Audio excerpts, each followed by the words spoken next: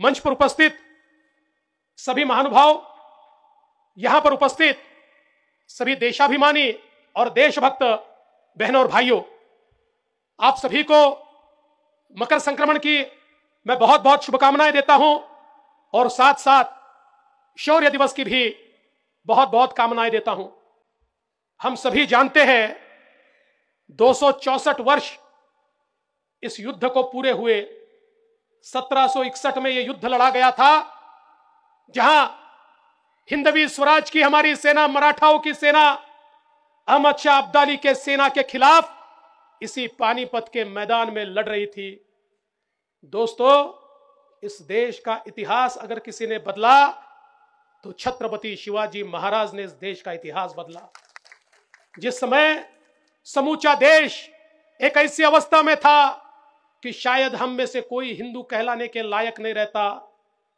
हम अपने भगवे का स्वाभिमान कभी बता नहीं सकते, जिस समय जन जन के ऊपर अत्याचार हो रहे थे, ऐसे समय आई जिजाऊ मां साहब ने एक ऐसे वीर पुत्र को जन्म दिया और उसको एक कसम दी कि जब तक इन आक्रांताओं के आक्रमण से अपने स्वकीयों को मुक्त करके स्वराज्य की स्थापना तुम नहीं करते, शिवबा, तब तक तुमको रुकना नहीं है। और छत्रपति शिवाजी महाराज ने अपने हाथ में भवानी तलवार लेकर जो शपथ खाई, वो शपथ यही थी, देव, देश और धर्म के लिए लड़ूंगा, अपने आप को राजा बनाने के लिए नहीं, तो अपने लोगों को मुक्त करने के लिए और स्वराज्य की स्थापना करने के लिए लड़ूंगा। और छत्रपति शिवाजी महाराज ने इस भूमि में, महाराष्ट्र की भूमि में, इस भारत की भूमि में सबसे पहला काम अगर कोई किया तो जात पात विहीन सभी लोगों को एकत्रित कर, छोटे छोटे लोगों को साथ में लेकर एक ऐसी मावड़ों की फौज तैयार की जो दिखने में तो सामान्य थे लेकिन कार्य असामान्य करते थे। छत्रपति शिवाजी महाराज ने उनको बताया कि तुम्हारी लड़ाई ये किसी को राजा बनाने के लिए नहीं है, तुम्हारी लड़ाई देव, देश और धर्म की लड़ाई है। इस भारत भूमि को बचाना है, इस संस्कृति को बचाना है, यहाँ के जन जन को बचाना है, इसलिए ये लड़ाई हम लड़ रहे हैं। और छत्रपति शिवाजी महाराज ने मुगलों को पराजित करके स्वराज्य की स्थापना की और उस स्वराज्य की स्थापना के बाद हमारा मराठी साम्राज्य, मराठा साम्राज्य, हमारा हिंदू साम्राज्य कभी रुका नहीं, लगातार उसके बाद लड़ाई चलती रही। छत्रपति संभाजी महाराज, जिनके बारे में ये कहते थे देश धर्म पर मिटने वाला शेर शिवा का छावा था, महापराक्रमी परम प्रतापी एक ही शंभू राजा था। छत्रपति संभाजी महाराज ने जिस प्रकार से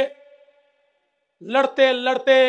औरंगजेब को आखिर उसी भूमि में दफन करवाया, ऐसे छत्रपति संभाजी महाराज के बाद लगातार ये लड़ाई चलती गई और एक प्रकार से वीरों की भूमि हमारे महाराष्ट्र ने इस प्रकार से वीरता दिखाई। मराठों ने पूरे देश के ऊपर अपना साम्राज्य प्रस्थापित किया।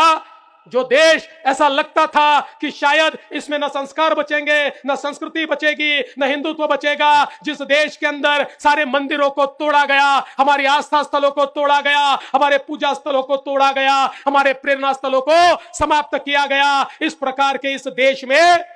छत्रपति शिवाजी महाराज की प्रेरणा से हमारे मराठों ने इस प्रकार का साम्राज्य तैयार किया कि बाजीराव के नेतृत्व में अफगानिस्तान के अटक तक हमारे मराठों का साम्राज्य तैयार हुआ और पूरे देश में, इस पूरे देश को एक छत्र राज के नीचे लाने का काम अगर इस भारत के इतिहास में किसी ने किया तो मराठों ने करके दिखाया और एक भारत तैयार करने का काम किया।